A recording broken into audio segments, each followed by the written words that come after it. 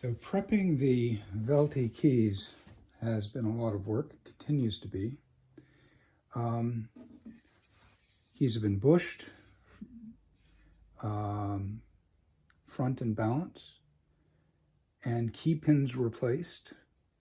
The balance pins are a couple of thousandths bigger in diameter, but in spite of that, there is severe backchucking.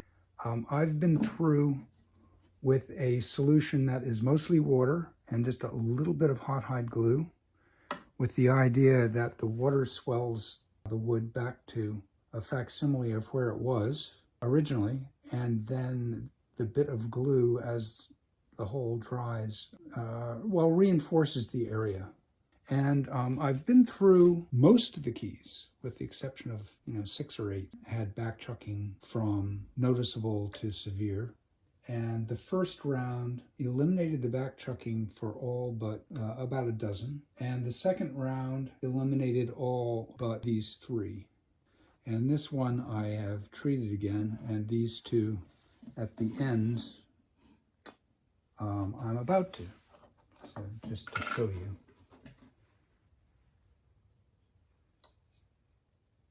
I'm going to thoroughly soak, particularly in that direction, in this direction, but it turns out that really the entire hole gets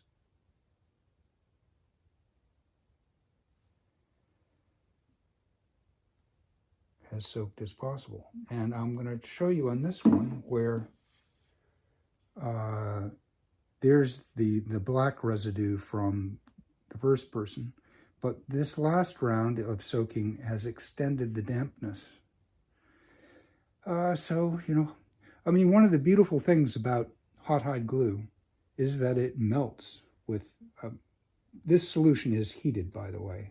That's an old coffee maker turned into a hot plate, and with a piece of,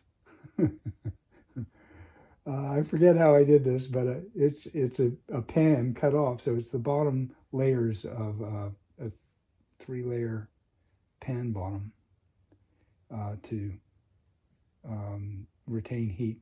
And I can put coals on this if I need to heat them up. But anyway, this is the 3rd round of my work, and it has improved each time. The hot water warms up the glue and allows additional swelling and maybe additional reinforcement because of the small amount of glue that I'm bringing in. So there's another aspect of this that maybe has been part of the cause of why the balance holes are so stretched in some cases. This is a healthy balance hole's thickness in the bottom of the key.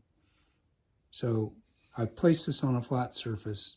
This bottoms out on the surface that the key is sitting, and then there are little blades that can remove material so that this little end becomes the thickness of the balance hole. Well, if you can see in camera, oh gosh, I don't know if you've even been able to see what I was doing, but sorry about that. But this has a good extra 1/8 of an inch, which I'm going to take all the keys off and make them all the same depth. But I'm not going to do it to these until they're dry. A grand action is very sensitive to friction, and particularly in the keys.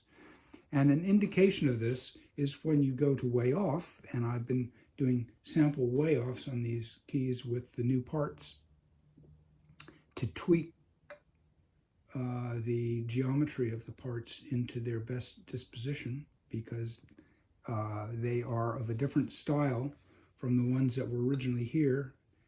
And although the previous parts worked great, they were in need of rebuilding, and it was just more expensive to do that with some disadvantages at the end that the parts are still 100 years old. So anyway, I replaced the parts with W&G shanks and whippings and installed new hammers. I am now going through, having used the heated coal method, I'm now going through with pliers, and we'll see how permanent that is in the coming days. It was quite evident that the keys that fit freely tested in their way off with nice healthy symptoms.